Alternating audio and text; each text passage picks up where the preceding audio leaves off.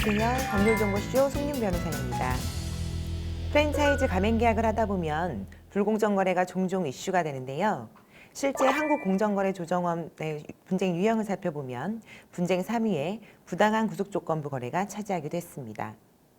가맹계약서의 필수 품목으로 기재가 돼서 가맹본부로부터 구입이 강제되는 품목이 부당했던 사안, 인테리어 업체를 강제했는데 그 금액이 과도한 경우가 종종 문제가 발생하는데요.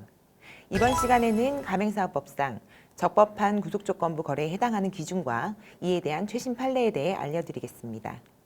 일단 구속조건부 거래란 가맹사업법 제12조는 불공정 거래 행위를 금지하면서 제2호에서 가맹점 사업자가 취급하는 상품 또는 용역의 가격, 거래의 상대방, 거래 지역이나 가맹점 사업자의 사업 활동을 부당하게 구속하거나 제한하는 행위, 즉 구속조건부 거래를 보고 이를 금지하고 있습니다. 다만 시행령 제13조 및 별표 제2호는 세 가지 요건을 갖춘 경우 부당한 구속조건부 거래에 해당하지 않는다고 해서 가맹본부를 일정한 경우 면책시키고 있는데요. 첫 번째는 부동산 용역 등 이러한 부재료가 가맹사업을 경영하는 데 필수적이라고 객관적으로 인정될 것.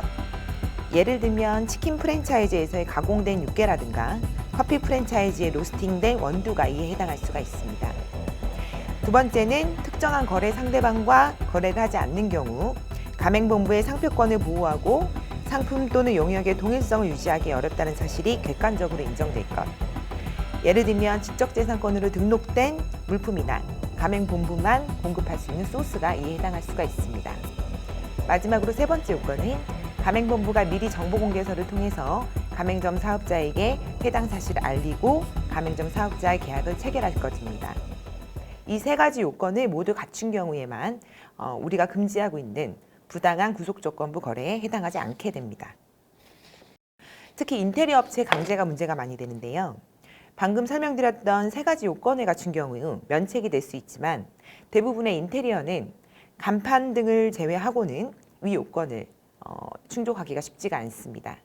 그래서 가맹본부는 사실상 인테리어 업체를 강제하는 수단으로 감리비를 평당 높게 받는 방식으로 가맹본부가 지정한 업체에게 인테리어를 받도록 하는 경우가 왕왕 있었는데요. 실제 감리가 되지 않았다면 해당 금액 또한 부당이득이 될 수 있음을 유의하셔야 합니다. 또한 내년부터는 정보공개서에 리베이트 등을 받는지 여부를 기재하는 것이 강제가 되기 때문에 해당 업체로부터 리베이트를 받으면서 받지 않는 양 정보공개서에 기재를 한다라고 하면 중요 사실을 누락 또는 기만적 정보 제공 행위로서 가맹계약이 해지되고 손해배상 청구가 될 수 있음을 주의하셔야 합니다.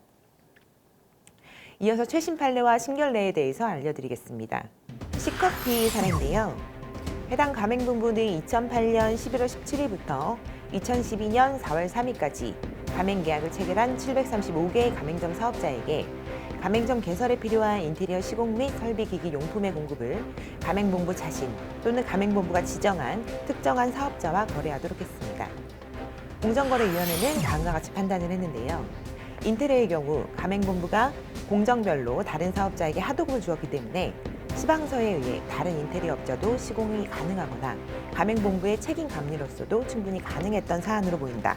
가맹본부의 행위는 비록 가맹본부가 미리 정보공개서를 통해서 가맹점 사업자에게 이를 알리고 계약을 체결했었다 하더라도 인테리어의 시공은 피시민이 아닌 다른 사업자를 통해서도 가능하고 설비, 기기, 용품도 시중을 통해서 구입할 수 있었던 점을 고려할 때 가맹본부와 거래하지 않는 경우 가맹본부의 상표권을 보호하고 상품 또는 용역의 동일성을 유지하기 어려운 사실이 객관적으로 인정되지 않기 때문에 위법하다라고 판단을 했던 사안입니다.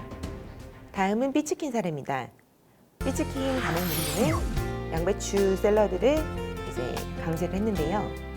본사는 백각두기의 원료가 되는 사카린이 미국에서 발암성 의식물질로 규정이 되어 있고 KFC를 비롯한 외국의 가맹 사업체의 경우 치킨 제품을 판매할 때 백각두기가 아닌 양배추 샐러드를 제공하고 있으며 소비자들이 백각두기보다 양배추 샐러드를 선호하고 있다는 시장조사 결과 등을 감안해서 가맹점 사업자에게 치킨 제품을 판매할 때는 양배추 샐러드를 무료로 제공하도록 하고 아울러 신선육을 공급받음에 있어서 일정한 양의 양배추 샐러드를 의무적으로 공급받도록 했습니다.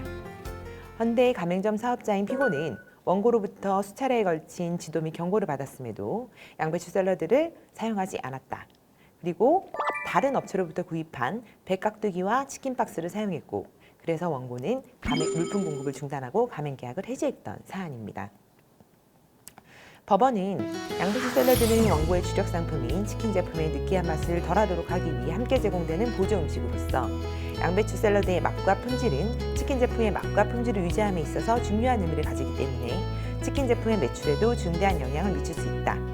여럿이 신선육을 공급함에 있어서도 일정한 양의 양배추 샐러드를 원고로부터 의무적으로 공급받는 것으로 변경했다 하더라도 이는 가맹 사업의 목적 달성을 위해서 필요한 범위 내의 통제로 적법하다라고 판단했습니다.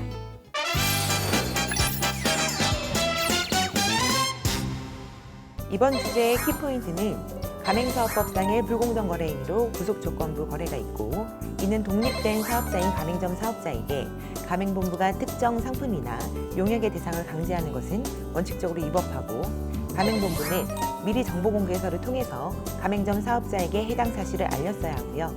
가맹사업을 경영하는 데 있어서 필수적이라고 객관적으로 인정될 것. 그리고 마지막으로 특정한 거래 상대방과 거래하지 않는 경우에는 가맹본부의 상표권을 보호하고 상표 또는 용역의 동일성을 유지하기 어렵다는 것이 객관적으로 인정될 것이라는 세 가지 기준을 모두 충족할 경우에만 면책된다는 점입니다. 특히 시중에서 얼마든지 구입할 수 있는 공산품을 가맹본부가 상기한 사유 없이 마진을 붙여서 비싸게 구입을 강제하는 것은 위법하다고 볼 수 있고요. 가맹점주로부터 손해배상 청구를 당할 수 있으며, 반면 가맹점주는 사입, 즉 자점 매입이 가능하다는 점을 기억하시면 좋을 것 같습니다.